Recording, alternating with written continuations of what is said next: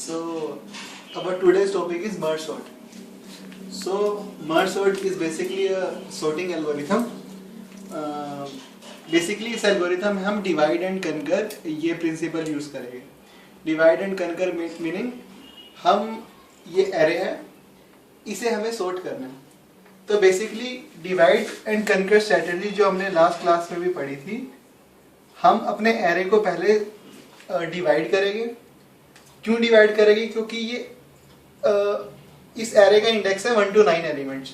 तो rather than sorting 9 elements, we will divide our array into 2 parts. मतलब हम ये एक बड़ी प्रॉब्लम है, इसको हमने दो छोटी छोटी सब प्रॉब्लम में ब्रेक किया, that is 1 to 5 and 6 to 9. तो हम 1 to 5 को सॉर्ट करेंगे, 6 to 9 को सॉर्ट करेंगे और दोनों को कंबाइन करते टाइम कुछ कुछ लॉजिक लगाएंगे. तो डिवाइड कनकर में क्या रहता है, हम अपनी प्रॉब्लम को डिवाइड करते हैं, फिर एक बड़े पार्ट को सोल्व ना करके छोटे पार्ट को सोल्व करते हैं, फिर इन दोनों छोटे पार्ट को कंबाइन कर देते हैं. कहने का मतलब पहले हम 1 to 5 को सॉर्ट करेंगे. ये रिजल्ट क्या आएगा? 5, 25, 42, 54, 77, राइट. जब 6 to 9 को सॉर्ट किया तो रिजल्ट क्या आया? 6 to 9, this is index 1 to 9, 7, 10, 17, 26. मतलब ये कैसे सॉर्ट हुआ ये हम बाद में देखते हैं. हम एक बड़ी प्रॉब्लम को सॉल्व करना चाहते हैं, इसके लिए हमने पहले आधे को सॉर्ट किया, इसको सॉर्ट किया, फिर इन दोनों को कंबाइन कर देंगे, राइट. इन दोनों को कंबाइन किया तो मतलब ये कंबाइन करने का एक लॉजिक होगा, डिवाइड करने का भी एक लॉजिक होगा, right. So basically this is divide कर कंबाइन. तो इसमें हम रिकर्सिवली अपनी प्रॉब्लम को सोल्व करेंगे. कहने का मतलब पहले मैंने एरे को दो पार्ट में डिवाइड किया, 1 to 5, 6 to 9. फिर ये स्टिल एक बड़ी प्रॉब्लम है, इसको हम फिर से दो पार्ट में डिवाइड करेंगे, 1 to 3, यानी कि 1 2 3 4 5. हम डिवाइड इसमें मिडल से कर रहे हैं. मैंने पहले इस प्रॉब्लम को डिवाइड किया 1 + 9/2, दैट इज 5. मतलब हमने मिडल ले लिया, मिडल तक पहले सॉर्ट कर रहे हैं, फिर इस पार्ट को कर रहे हैं. सिमिलरली इधर भी हमने 1 to 5 का मिडल लिया, 1 2 3 4 to 5, ऐसे इसको सॉर्ट कर दिया. फिर हमने फिर इस प्रॉब्लम को ब्रेक किया, 1 to 2, 3 to 3, 4 to 5. हम तब तक ब्रेक करते जाएंगे जब तक हमें एक बेस केस नहीं मिल जाता. इस प्रॉब्लम में हम कब तक ब्रेक करेंगे? जब तक एंड में एक सिंगल एलिमेंट नहीं बच जाता. 1 to 1, 2 to 2. These are the indexes, right? 7 to 7, 8 to 8, 9 to 9. मतलब कहने का मतलब पहले हम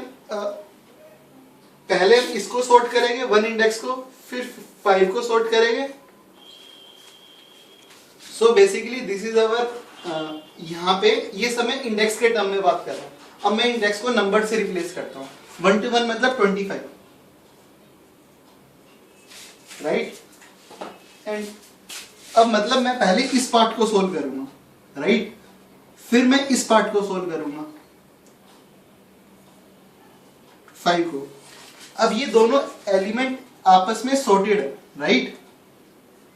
ये दोनों एलिमेंट आपस में एक एलिमेंट तो अपने अंदर सॉर्टेड है. अब मैं जब इन दोनों को कंबाइन करूंगा तो मैं कॉम्बिनेशन का लॉजिक लगाऊंगा कि मतलब यहाँ ये सोल्व हो गया, मतलब मेरे पास यहाँ पे आ गया 5 to 25, राइट.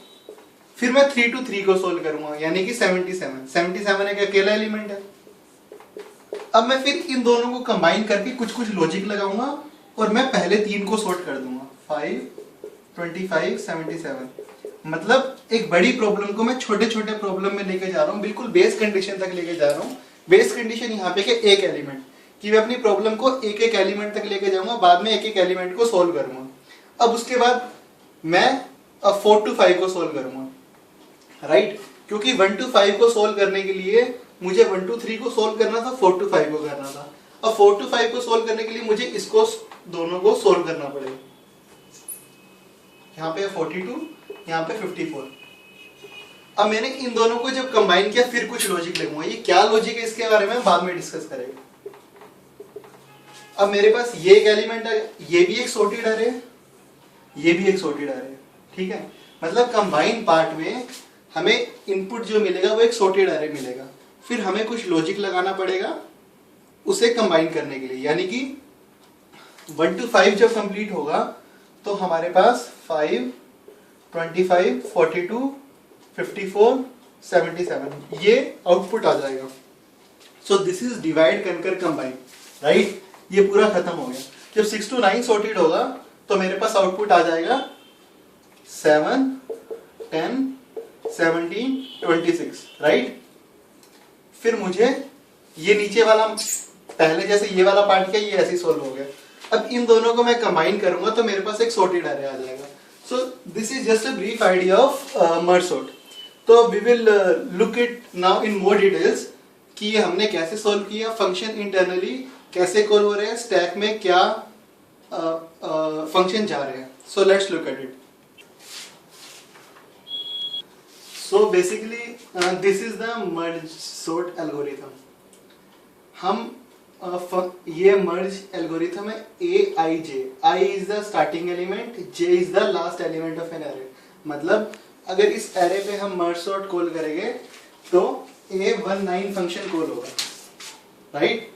मैंने मर्ज किया, A19 फंक्शन कॉल कर दिया, राइट। ओके, मतलब ये फंक्शन मेरा कॉल हो गया 19, ठीक है।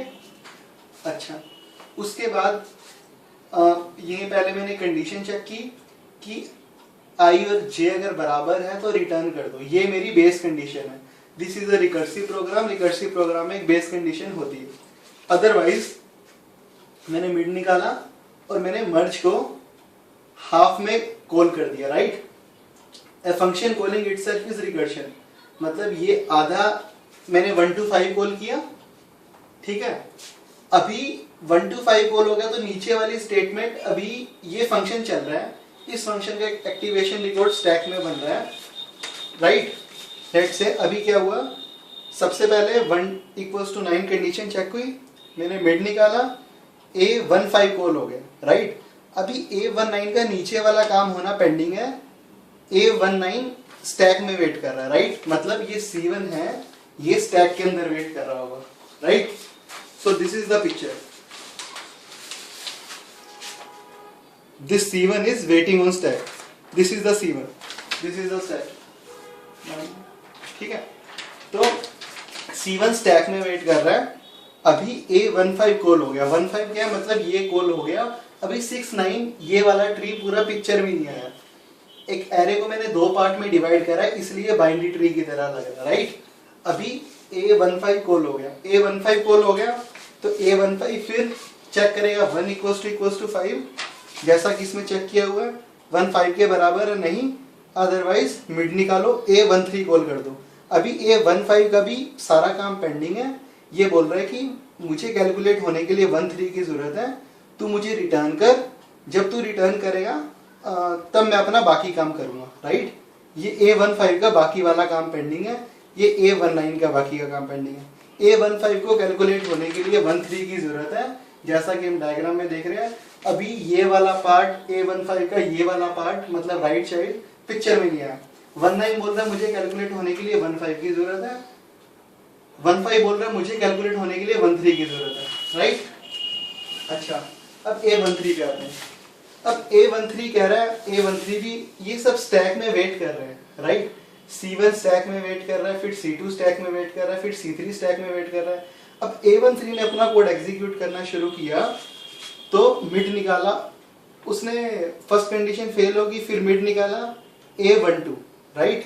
दिस इज AI मिड, मतलब इसने मिड कैलकुलेट किया, 2 आया, AI क्या था 1, मिड क्या है 2, तो A12 फंक्शन में कॉल हो गया। A12 कॉल हो गया तो 13 भी वेट कर रहा है। ये सब फंक्शन वेट कहाँ करते हैं, स्टैक में। कौन सी स्टैक में, ऑपरेटिंग सिस्टम स्टैक में। ये स्टैक कैसी पिक्चर में है, क्योंकि C लैंग्वेज के पास कैपेबिलिटी है रिकर्शन सपोर्ट करने की। रिकर्शन सपोर्ट करने की मतलब C लैंग्वेज डायरेक्टली कम्युनिकेट कर सकती है ऑपरेटिंग सिस्टम स्टैक के साथ, राइट। उसने चेक किया, अब A12 फंक्शन कॉल हो गया, 13 भी स्टैक में वेट कर रहे हैं। ये वेट किस लिए कर रहे हैं, 13 बोला कि मुझे कैलकुलेट होने के लिए 12 की जरूरत है। अब 1 = 2 है, नहीं है, तो फिर से मिड कैलकुलेट हुआ, A11 कैलकुलेट हुआ, ठीक है, A11 कॉल हुआ, कैलकुलेट नहीं हुआ। तो 19 बोला 15 की जरूरत है, 15 बोला 13 की जरूरत है, 13 बोला 12 की जरूरत है, 12 बोला 11 की जरूरत है। तो अभी ये सब फंक्शन कॉल हो रहे हैं, ये वाला पार्ट अभी पिक्चर में नहीं आया, राइट। तो A11 कॉल हुआ, हाँ A11 कॉल हुआ, उसने क्या देखा, आई जे के बराबर है, दिस इज A11, 11 मतलब आई ये जे ये। तुम ये कंफ्यूज मत होना कि यार आई जे पिछले फंक्शन में भी था, इस फंक्शन में भी था। हर फंक्शन के लोकल वेरिएबल, हर फंक्शन की मेमोरी एक अलग अलग होती है, तो उसके एक फंक्शन के आई जे और दूसरे फंक्शन के आई जे बिल्कुल इंडिपेंडेंट स्टोरी है, ठीक है।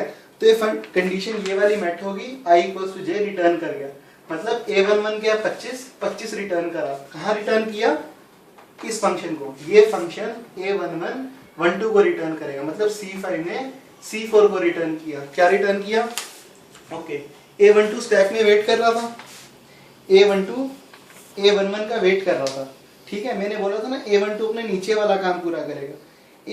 A11 ने क्या रिटर्न किया, 25, ठीक है। अब A12 ने अपनी नीचे वाली लाइन एग्जीक्यूट की, नीचे वाली लाइन क्या है, A मिड प्लस 1 J। अब मिड क्या कैलकुलेट हुआ था, A12 का 1, A12 का मिड हमने 1 + 2 डिवाइड बाई 2 1 कैलकुलेट किया था, इतना कैलकुलेट हुआ। फिर इसने जब रिटर्न किया तो इसने अपने नीचे वाला काम शुरू करने दिया, तो A22 फंक्शन कॉल हुआ, A22 फंक्शन कॉल हुआ, राइट। उसने क्या रिटर्न कर दिया, 2 = 2, A of I रिटर्न कर दो, मतलब A of 2 रिटर्न कर दो, 5 रिटर्न हो गया। तो मतलब इस फंक्शन ने 25 रिटर्न किया, इस फंक्शन ने 5 रिटर्न किया, ठीक है। 25 रिटर्न किया, 5। अब मर्जर कॉल हुआ, मर्जर ने क्या किया, I is 1, mid is also 1, mid plus 1, ये है merger algo, I mid plus 1 J। तो इसने A1122 कॉल हुआ, इसका मतलब क्या है, इसने पहले इतना एरे लिया और इतना एरे लिया और इन दोनों को सॉर्ट कर दिया, ठीक है। तो एक एरे का नाम I मिड मतलब ये वाला एरे, मिड प्लस 1 J मतलब ये वाला एरे, इन दोनों को कंबाइन किया, ठीक है। कंबाइन किया तो A12 ने अपना काम पूरा हो गया। A12 ने क्या, A12 का फंक्शन पूरा एग्जीक्यूट हो गया, 5 और 25।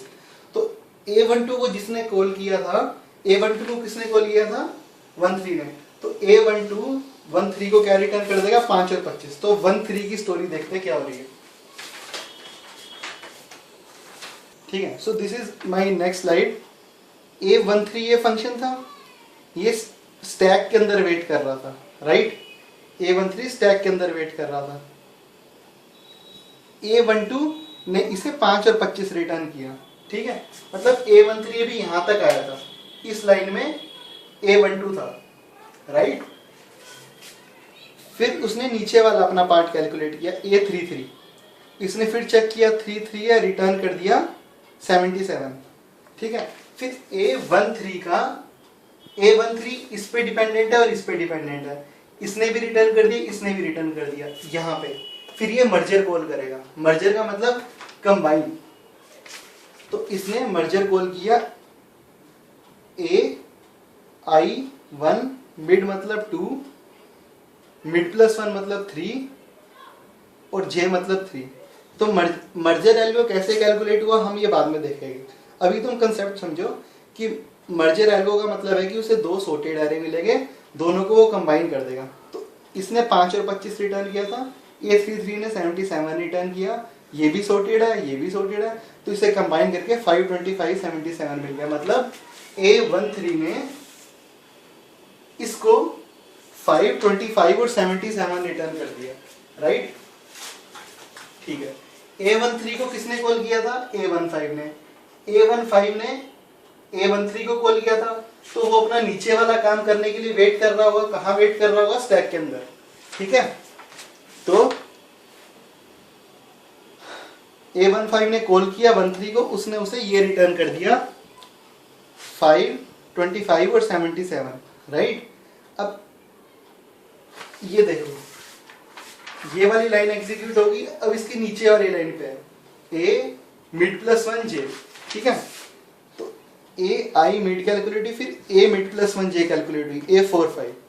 सिमिलरली फिर से लूप चला, फिर से मिड कैलकुलेट हुआ, ए 4 4 आया, मिड क्योंकि 4 आया तो ए 4 5 के लिए भी सेम प्रोग्राम फिर से चलेगा।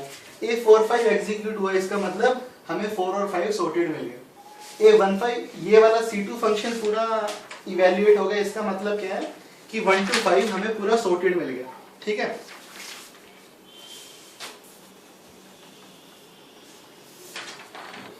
A15 ये है, इसने इसको 13 को कॉल किया, 13 ने इसे ये इतना सॉर्टेड प्रोवाइड कर दिया। सिमिलरली 4 5 A45 ऐसे कैलकुलेट होगा, पहले A44 कैलकुलेट होगा, A55 कैलकुलेट होगा, ये दोनों इसे 42 और 54 रिटर्न कर देंगे। ठीक है, जब इन्हें कंबाइन करेंगे मतलब ये वाला दोनों अपने मर्जर कॉल करेंगे तो ये 52 और 45 सॉर्टेड हो जाएगा, 42 और 45, तो 4 5 इसे सॉर्टेड रिटर्न कर देगा। अब A15 का काम क्या है कि ये जो सॉर्टेड आया ये सॉर्टेड आया, इसको कंबाइन कर देगा। अब अच्छा, अब A15 स्टैक में वेट कर रहा है, ठीक है, ऐसे उसको 13 ने बोला ये, 4 5 ने बोला ये, उसने अपना मर्जर एल्गो कॉल किया, उसने अपना मर्जर एल्गो क्या किया, ए आई मिड मिड प्लस 1 जे, ए आई मिड मिड यहाँ पे 3 निकला था, मिड प्लस 1 मतलब कहने का मतलब ये आ रहे 1 to 3 और 4 to 5 ये दोनों आ रहे, इसका आउटपुट कहेगा ये पूरा सॉर्टेड आ रहा है, मतलब 1 to 5 पूरा सॉर्टेड हो गया, राइट। अब 1 to 5 सॉर्टेड हो गया, अब मैंने तुम्हें कैसे बताया कि फंक्शन कॉल कैसे हो रहे हैं, इसने इसको कॉल किया C1 C2, C2 ने किसको कॉल किया C3 को, राइट, C3 ने किसको कॉल किया C4 को, C4 ने C5 को, उसके बाद कौन सा कॉल हुआ C6, yes most of the you guys are right. C6 के बाद कौन सा कॉल हुआ C7, C7 के बाद कौन सा कॉल हुआ C8, C8 के बाद कौन सा कॉल हुआ C9, C9 के बाद C10, ये फंक्शन कॉलिंग ऑर्डर बता रहा हूं। उसके बाद C11, उसके बाद C12, अभी राइट पार्ट नहीं आया पिक्चर में, C13, C14, उसके बाद 15, 16 and 17. So this function calling order is known as pre-order. अभी हमने कहा कि फंक्शन कॉल कैसे हो रहा है, अब देखते हैं फंक्शन सबसे पहले इवेल्युएट कौन सा हुआ। सबसे पहले इवेल्युएट हुआ C5, C5 के बाद C6। ये बोला कि यार मैं इवेल्युएट नहीं हो सकता, मुझे तू रिजल्ट दे फिर मैं होऊंगा। इसने बोला कि तुम दोनों मुझे रिजल्ट दो फिर मैं होऊंगा। सिमिलरली C4 ने बोला कि तुम दो मैं तब दूंगा, तो पहले C5 C6 ये दोनों का जब रिजल्ट C4 के बाद C7 C3 पूरा इवेल्युएट होगा, उसके बाद होगा C9 यानी कि 4 4, फिर C10, फिर ये दोनों कंबाइन होंगे C8, फिर C3 C8 कंबाइन होंगे C8 C2, यानी कि सबसे पहले C5 C6 C4 C7 C3 C9 C10 C8 C2, उसके बाद C13 C14 C12 C16 C17, ये दोनों कंबाइन हो गए C15, ये भी होगा C11 and finally C1। So I think most of the you guys are right कि फंक्शन इवैल्यूएशन ऑर्डर को बोलते हैं post order. So function calling order और फंक्शन इवैल्यूएशन ऑर्डर पता होना चाहिए। इतनी बात क्लियर होगी, C2 इवैल्यूएट मतलब 1 to 5 मुझे सॉर्टेड मिल गया, C11 खत्म हो गया, इसका मतलब 6 to 9 सॉर्टेड मिल गया। अब हमने बोला था कि हम आपको बताएंगे कंबाइंड पार्ट का लॉजिक, तो हमने प्रोग्राम डिवाइड किया 2 पार्ट में, फिर हर पार्ट को रिकर्सिवली कॉल किया, इसने इसको रिकर्सिवली कॉल किया, इसने इसको कॉल किया, फिर जैसे रिजल्ट मिला हमने कंबाइन कर दिया हर जगह। So this is known as divide, conquer and combine.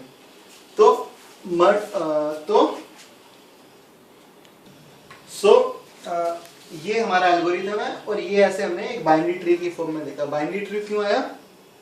क्योंकि हम अपनी प्रॉब्लम को 2 पार्ट में डिवाइड कर रहे थे, 3 पार्ट में डिवाइड करते तो टर्शरी ट्री आता। अब कोई बोल रहा है कि हमने 2 पार्ट में क्यों डिवाइड किया?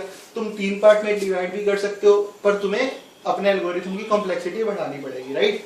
तो A19 ने A15 कैलकुलेट किया, 69 किया। हमने बोला जब 15 खत्म हो गया मतलब हमें सॉर्टेड एरे मिल गया, 69 खत्म हो गया तो ये सॉर्टेड मिल गया। फिर मर्जर ने कंबाइन कर दिया। तो अब हमें देखना है कि मर्जर ने कंबाइन कैसे किया, राइट। तो एक एल्गोरिथम देखते हैं कि मैं तुम्हें बस मर्जर का लॉजिक बता रहा हूँ। 15 सॉर्टेड आया मतलब मेरे पास आया 5, 25,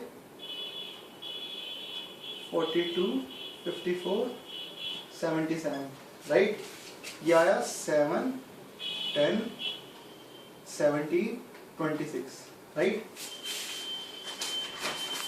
मेरे पास दो एरे है, एक ये वाला और एक ये वाला, ये दोनों सॉर्टेड एरे है, ठीक है।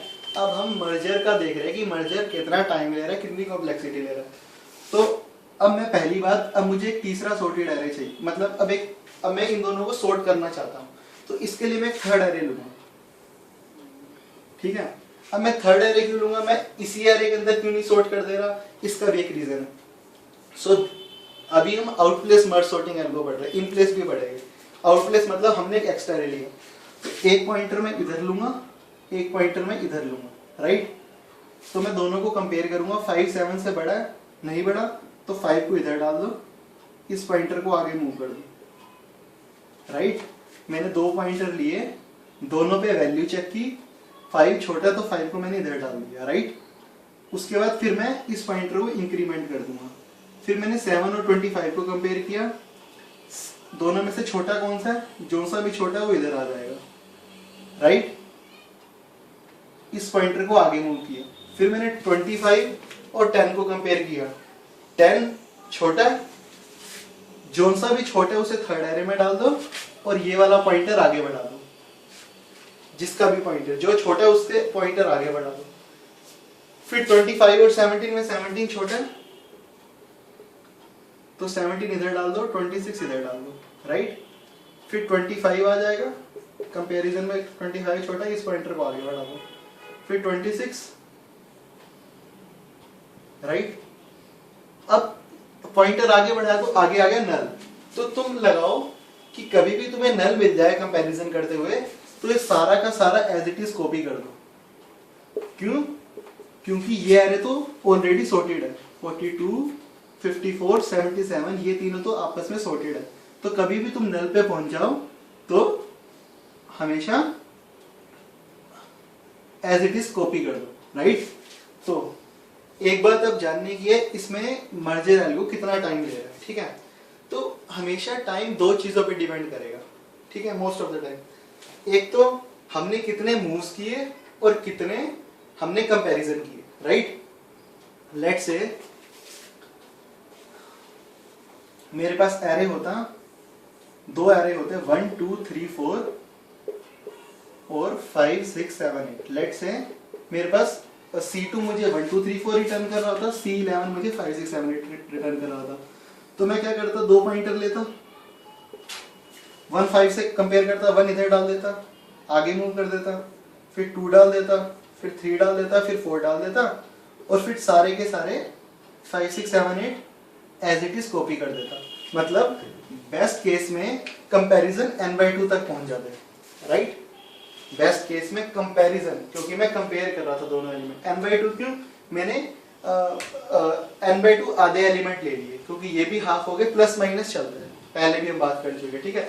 तो दिस इज कंपैरिजन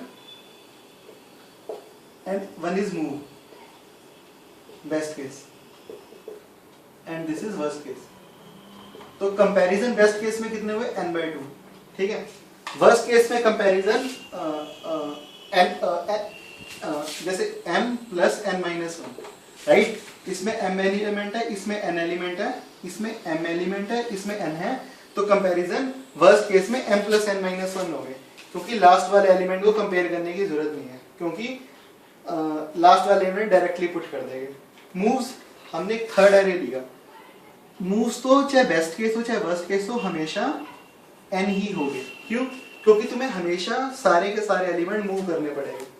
तो best, this is the important question in GATE कि मर्ज सॉर्ट के अंदर कंपैरिजन बेस्ट केस में हाफ हो जाते हैं, ठीक है, पर हमेशा मूव्स n रहेंगे, चाहे बेस्ट केस हो चाहे वर्स्ट केस हो, ठीक है। तो हमें ये पता पड़ गया कि कंबाइन पार्ट की कॉम्प्लेक्सिटी हमेशा n रहेगी, ठीक है, राइट। तो हम डिवाइड एंड कनकर में रिकरेंस रिलेशन कैसे बनाते हैं? Tn इक्वल्स टू कितने पार्ट में डिवाइड किया? एरे को मैंने 2 पार्ट में डिवाइड किया, दोनों पार्ट इक्वल इक्वल थे, Tn/2 प्लस Tn/2, राइट, क्योंकि n एलिमेंट को n/2 में डिवाइड किया, प्लस डिवाइड पार्ट की कॉम्प्लेक्सिटी ऑर्डर 1, क्योंकि हमने एल्गोरिथम में देखा था, अगर वीडियो के पीछे जाओगे, mid equals to i plus j/2 ऐसे देखा था ना, मिड इक्वल्स टू 1 प्लस 9/2। तो डिवीजन पार्ट में तो हमेशा कांस्टेंट टाइम लगा, क्योंकि arithmetic operation takes constant time, और कंबाइन टाइम में अभी हमने देखा ऑर्डर n, अभी जो हमने मर्जर एल्गो की कॉम्प्लेक्सिटी देखी, तो इसको देखेंगे Tn equals to 2Tn/2 plus n, right. So this is the basic recurrence relation. You can solve it by Master theorem. Its complexity will be n log n.